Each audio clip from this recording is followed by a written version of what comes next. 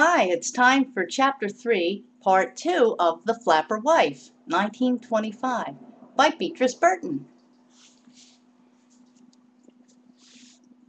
Stan Wayburn, here, playing, and this was matinee day. Gloria glanced at her wristwatch. 2 o'clock. If she hurried, she could get to the theater in 15 minutes. Well, I must be going. I just stopped in on my way downtown to see Dick, she fibbed, and kissed her mother goodbye.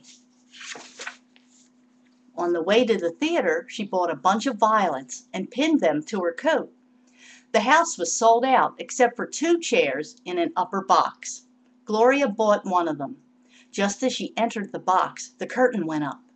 The play was a Western one. When Wayburn walked out onto the stage with his spurs clanking, Gloria leaned forward. She wanted to call out to him, "Hello there, Stan, it's Gloria," for she felt sure he would never recognize shabby Gloria Gordon in the bejeweled, befurred creature she had become. Just then Wayburn looked up. He looked straight at her, and he smiled. A few minutes after the curtain had gone down on the first act, an usher came into the box. He gave Gloria a folded sheet of paper. "You are Miss Gordon, aren't you?" he asked. Gloria nodded. "Gloria, dear, it's good to see you again. Can't you run down to my dressing room for a minute or two? The boy will show you the way," the note read. It was signed Stan. Gloria took her gold pencil from her bag. "I can't come. I'm not Gloria Gordon any more. I'm married," she wrote on the back of the note Wayburn had sent up to her. Then she hesitated. Should she send it, or should she run down to see him?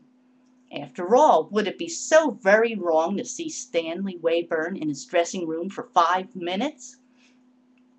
Well, and what if it was wrong? Dick would probably never hear of it anyhow. And Gloria longed to see Wayburn, if only to dazzle him with her new splendor, to show him that even if he hadn't wanted to marry her, another man had, a man who could afford to give her fur coats and diamonds and Parma violets in the middle of winter. She rose to her feet. "Take me to Mr. Wayburn," she said to the waiting usher. The actor was waiting for her inside his room that had a tin star tacked on the door.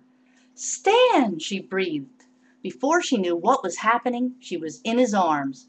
The smell of the Turkish cigarettes that he always smoked struck her nostrils as he kissed her again and again. At last Gloria pushed him away. Her cheeks were scarlet. "You shouldn't have done that," she cried. "I'm married." "So that's it," Wayburn said. His eyes swept her from her $50 hat to her shoes with their silver buckles. "When I saw you up in the box, I wondered what you were using for money this year. Who is the bloated millionaire you've married?" "Richard Gregory, the lawyer," Gloria answered. "Ever hear of him?"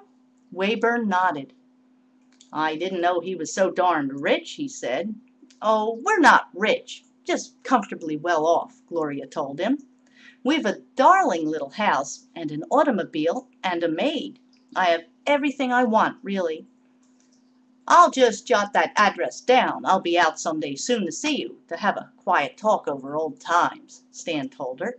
He wrote Gloria's address in a small leather book on his dressing table. "If you should come, make it Thursday," Gloria said. Thursday was Maggie's afternoon out. She did not want Maggie to be there when Stanley Wayburn came to call. She would take no chances on having Dick or Dick's mother find out that she was having a handsome man calling on her. Less than 3 weeks after her wedding at that. Not that there was anything wrong in seeing Wayburn. She would make him behave himself when he came. But people would be sure to misunderstand if they found out.